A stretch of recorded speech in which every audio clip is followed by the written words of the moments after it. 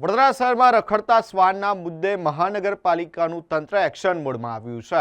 હવે રખડતા શ્વાનની વસ્તી ગણતરી કરવામાં આવશે અને તે બાદ મહત્વના નિર્ણયો લેવામાં આવી શકે છે, જે માટે અનુભવી સંસ્થાઓ પાસેથી ટેન્ડર પણ મંગાવવામાં આવ્યું છે।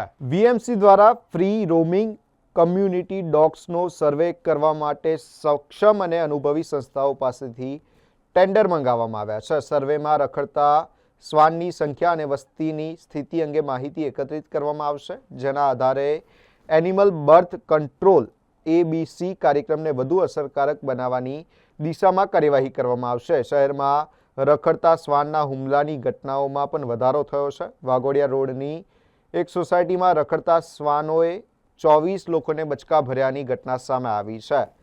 શ્વાન કરડવાના બનાવો અને હડકવાના જોખમ વચ્ચે આ વર્ષે અત્યાર સુધીમાં 6463 લોકોએ હડકવાની રસી લીધી હોવાનું સામે આવ્યું છે। હવે વસ્તી ગણતરી બાદ રખડતા શ્વાનના નિયંત્રણ માટે મહાનગરપાલિકા કયા અસરકારક પગલાં ભરે છે તેના પર સૌની નજર છે। વડોદરા મહાનગરપાલિકા દ્વારા જ્યારે નામદાર સુપ્રીમ કોર્ટના આદેશ પરત્વે રાજ્ય સરકાર દ્વારા તમામ મહાનગરપાલિકાઓને ડોગ સેન્સસ કરવાનો સર્વે કરવા બાબતે આદેશ આપવામાં આવ્યો છે। જે અનુસંધાને વડોદરા મહાનગરપાલિકા દ્વારા અગાઉ પણ સાયન્ટિફિક વે જે ગાઈડલાઇન છે ભારત સરકારની એ અનુસાર 2014ની અંદર સર્વે કરવામાં આવ્યો હતો। ત્યારબાદ અત્યારે જે દર 5 વર્ષે સર્વે કરવાનો હોય એના અનુસંધાને ફરીથી અત્યારે આગામી સમયમાં ડોગ સેન્સસની સર્વે કરવાની કામગીરી ટૂંક સમયમાં હાથ ધરવામાં આવશે।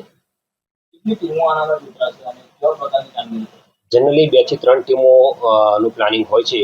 દરેક ટીમ વોર્ડ વાઇઝ, વોર્ડની સ્ટેટ વાઇઝ અને સ્પેસિફિક લાઇન વાઇઝ કામગીરી કરે છે જીપીએસ લોકેશનના મેપિંગના આધારે।